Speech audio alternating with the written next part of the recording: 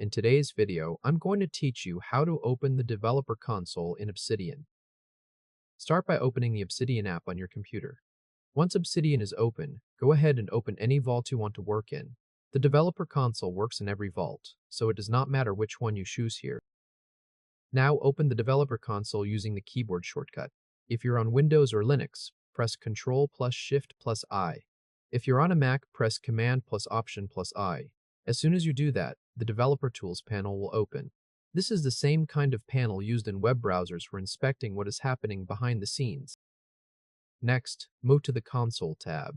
At the top of the Developer Tools panel, click Console.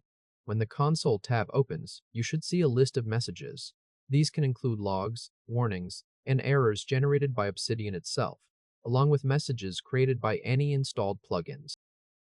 Now filter the view so you only see errors. In the console toolbar, click the Errors button. If errors are present, this may show a count beside it. After you click it, the console will display only the red error messages. This makes it easier to focus on actual problems instead of all other activity in the log. You can also click any red error message to expand it. The expanded view gives you more detail about the issue, including which plugin or file triggered the error. That helps you identify where the problem is coming from inside your Vault setup. Next, collect debug info from the command palette. Open the command palette by pressing Ctrl plus P on Windows or Linux, or Command plus P on Mac. In the search field, type Show Debug Info. Say it naturally as you enter it: Show, then Debug, then Info. When you see Show Debug Info in the results, click it. A new window will appear showing important system details. This includes your Obsidian version, your operating system, the installer version, and a list of active plugins. Click Copy to Clipboard to copy that information. This is the information you can paste when reporting an issue.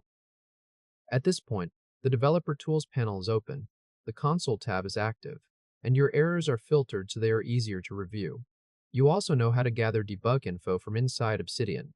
If this helped, hit like and subscribe for more quick tutorials. That is everything needed to start troubleshooting problems in your vault.